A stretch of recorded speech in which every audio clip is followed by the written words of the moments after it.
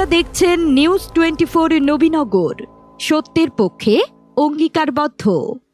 আজ সেই ভয়ালো ৩৬শে জুলাই। আজ ৫ আগস্ট, কিন্তু সবার কাছেই ৩৬শে জুলাই।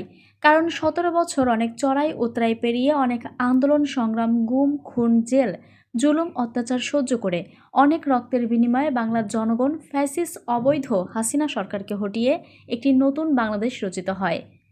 ২০২৪ সালের জুলাই মাসে তৎকালীন অবৈধ হাসিনা সরকারকে উৎখাত করতে সক্ষম হয়। তার আগে গত ১৭ বছর ফ্যাসিস্ট আওয়ামী লীগ সরকারের বিরুদ্ধে আন্দোলন সংগ্রাম করতে গিয়ে হাজারো মায়ের সন্তানের গুম খুন, জেল জুলুম অত্যাচারের শিকার হতে হয়। সেই সুবাদে স্বৈরাচার হাসিনা সরকারকে পতন করার লক্ষ্যে সারা বাংলাদেশের ছাত্র জনতা রাজপথে নেমে পড়ে এবং বিভিন্ন রং বেরঙের স্লোগানের মাধ্যমে উজ্জীবিত করে রাখে। স্লোগানগুলো ছিল: খুনি হাসিনা গদি সার, গদিকে তোর বাপদাদার, চেয়েছিলাম অধিকার, হয়ে গেলাম রাজাকার, তোর কোঠা তুই নে, আমার ভাইদেরকে ফিরিয়ে দে, ইত্যাদি। বৈষম্য বিরোধী ছাত্ররা পুরা জুলাই মাস রাজপথ থেকে আন্দোলন শুরু করে ধীরে ধীরে এই আন্দোলন তীব্র থেকে তীব্রতর হতে থাকে।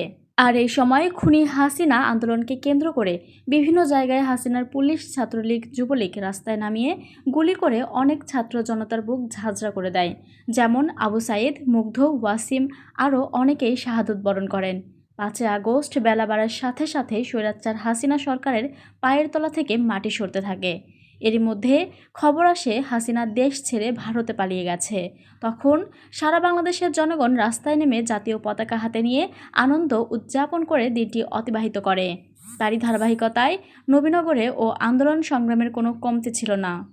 বিএনপি, যুবদল, ছাত্রদল এবং ছাত্র জনতা নবীনগরের রাজপথে নেমে পড়ে। তৎকালীন নবীনগর থানার ওসি মাহবুবের নেতৃত্বে পুলিশ ছাত্র জনতার উপর ঝাঁপিয়ে পড়ে রাবার বুলেট এবং গুলি ছুড়ে তাদের মধ্যে অনেকেই গুলিবিদ্ধ হয়ে হাসপাতালে ভর্তি হয়।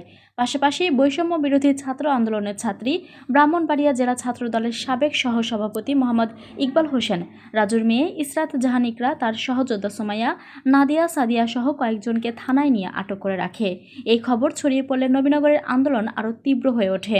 তার কয়েক ঘন্টা পর আন্দোলনের মুখে ছাত্রীদেরকে ছেড়ে দিতে বাধ্য হয়। কিছুক্ষণ পরেই খবর পাওয়া যায় শেখ হাসিনা দেশ ছেড়ে পালিয়ে গেছে। তখন বাঁধ ভাঙা ঝড়ের গতি ছাত্র জনতা রাজপথে নেমে আসে। হাসিনা পুলিশ প্রশাসন তখন অসহায় হয়ে পড়ে। এক পর্যায়ে নবীনগরের বিএনপি ছাত্রদল ও যুবদলের নেতৃবৃন্দ থানায় কয়েকদিন অবস্থান করে তাদেরকে রক্ষা করে। ধীরে ধীরে পরিবেশ পরিস্থিতি স্বাভাবিক হয়। Desk news, news 24, Nabinagar, Brahmanbaria.